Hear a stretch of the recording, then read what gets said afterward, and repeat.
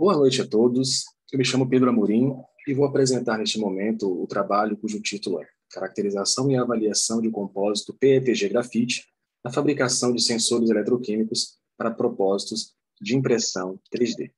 A estrutura da apresentação é conforme nós vemos nesse slide. Bom, os eletrodos compósitos são sensores eletroquímicos fabricados a partir de materiais compósitos, que são misturas de pelo menos dois componentes, sendo que um deles deve ser um condutor e o segundo deve ser um material isolante. O seu desenvolvimento se deu a partir do eletrodo de pasta de carbono desenvolvido por Adams em 1958. Essa ideia aparentemente fracassada permitiu o desenvolvimento e, ao longo dos anos, várias fases isolantes, resinas, polímeros e também fases condutoras foram utilizadas. Bem, os eletrodos compósitos são versáteis, eles são estáveis quimicamente, eletroquimicamente, podem ser utilizados em amplas faixas de potencial e pH e são de baixo custo. E o seu desenvolvimento se alavancou ainda mais com o advento da impressão 3D, sobretudo a modalidade de modelagem por deposição e fusão, FDM, que permite a construção de peças pré-projetadas pela deposição camada por camada de polímeros no estado semissólido até formar o objeto desejado. Então, a utilização de compósitos como filamentos condutores na impressão 3D permite a prototipagem de uma infinidade de designs de eletrodos.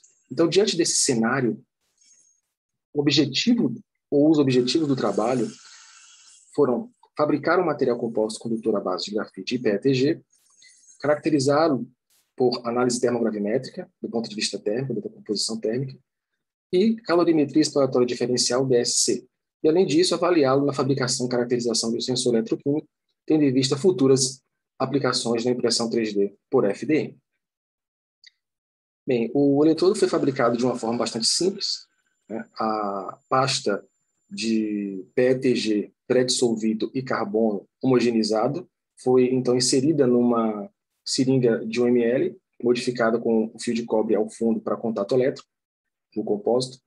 Após a inserção na seringa, essa seringa era então prensada e deixada secar por aproximadamente 5 dias, para total secagem, evaporação do solvente, compactação do compósito, e após a secagem, o material então era cortado, exposto, né, à superfície do compósito, e após sucessivos polimentos, o eletrodo compósito fica pronto para uso.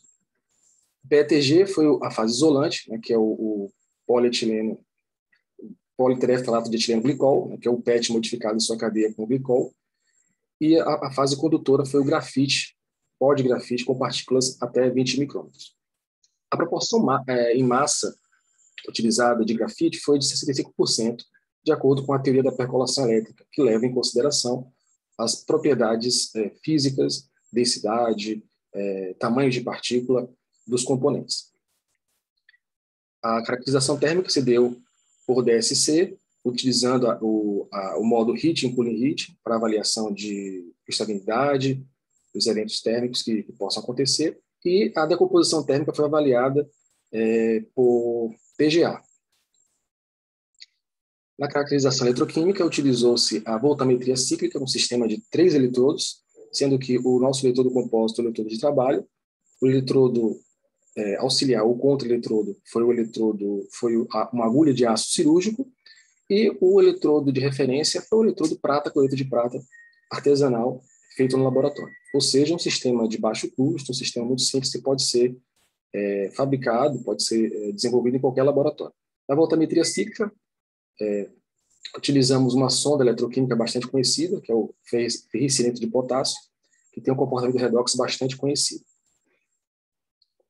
Bom, nos resultados, nós vemos que no DSC, as curvas DSC, a ausência de eventos térmicos diante dos sucessivos processos de aquecimento e resfriamento demonstra, né, que o PETG, de fato, é um polímero amorfo, né, com temperatura de transição vítrea nas proximidades de 77,1 graus Celsius, de acordo com a literatura, e que esses sucessivos processos não alteraram as propriedades térmicas do material.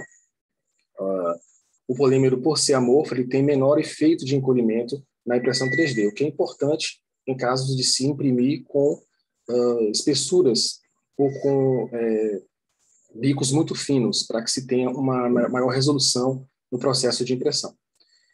A termogravimetria nos mostra que o compósito ele é menos estável, ligeiramente menos estável do que o polímero puro, mas isso não compromete o processo de impressão, sobretudo com a diminuição da carga que se pretende fazer, carga condutora.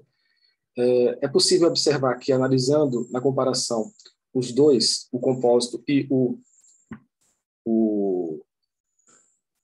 polímero puro, PETG, é possível, na comparação do resíduo, de que há realmente uma proporção próxima de 65% em massa, o que mostra que o processo de fabricação ele é bastante eficaz. Na caracterização eletroquímica por voltametria cíclica, nós vemos que os picos voltamétricos eles são bastante definidos. O processo redox mostrou ser governado por difusão, né? A oxidação e a redução na superfície do eletrodo elas são bastante similares, né? Devido à proximidade dos coeficientes angulares ou inclinações das equações de Randall-Sevick, e o que demonstra que o eletrodo ele é bastante promissor em aplicações em eletroanálise. E dos dados da voltametria, foi possível, através da equação de Randall-Sevick e utilizando o método de Nicholson, avaliar a área eletroativa e também a constante de transferência de elétrons em regime heterogêneo, K0. Os valores eles são adequados para eletrodos compostos macroscópicos, e o que demonstra de fato que o eletrodo é um eletrodo bastante promissor na utilização em eletroanálise. Bom, diante do exposto, conclui-se que o compósito com estabilidade térmica ligeiramente menor em relação ao PETG puro, isso foi observado, porém não comprometeria a impressão, sobretudo com a redução na proporção de da carga condutora. O eletrodo compósito de baixo custo foi fabricado de maneira satisfatória. A título de comparação, o eletrodo desse fabricado aqui, ele custa em torno de R$1,12, enquanto o eletrodo de carbono vítreo fica na faixa de R$1.500, R$2.000, né, a título de comparação. Então, de fato, ele é de baixo custo. O processo redox foi governado por difusão, boa relação linear entre as correntes de pico e a raiz quadrada da velocidade de varredura, né, e o que demonstra um comportamento eletroquímico bastante favorável diante da sonda utilizada, ou seja, ele é promissor na utilização em eletroanálise, tendo em vista futuras abordagens de fabricação de filamentos para impressão direta desses sensores, como nós falamos. Bom, pretende-se, né, como perspectivas futuras, reutilização do PET residual, de embalagens e garrafas, como matéria-prima na fabricação desses filamentos condutores compósitos, né, para utilização na impressão 3D, e a redução da carga de condutor para que se adeque ao processo de impressão e evite eventos de entupimento ou de degradação dentro do sistema injetor e do bico de impressão no processo da FDM. Bom, eu agradeço às agências de fomento pela ajuda, pelo apoio, pelos laboratórios também que ajudaram, o laboratório Peter Sorens, que foi a nossa casa durante esse tempo, e também toda a organização da Semana Virtual de Química, os professores, todos envolvidos, e agradeço a todos pela atenção e muito obrigado.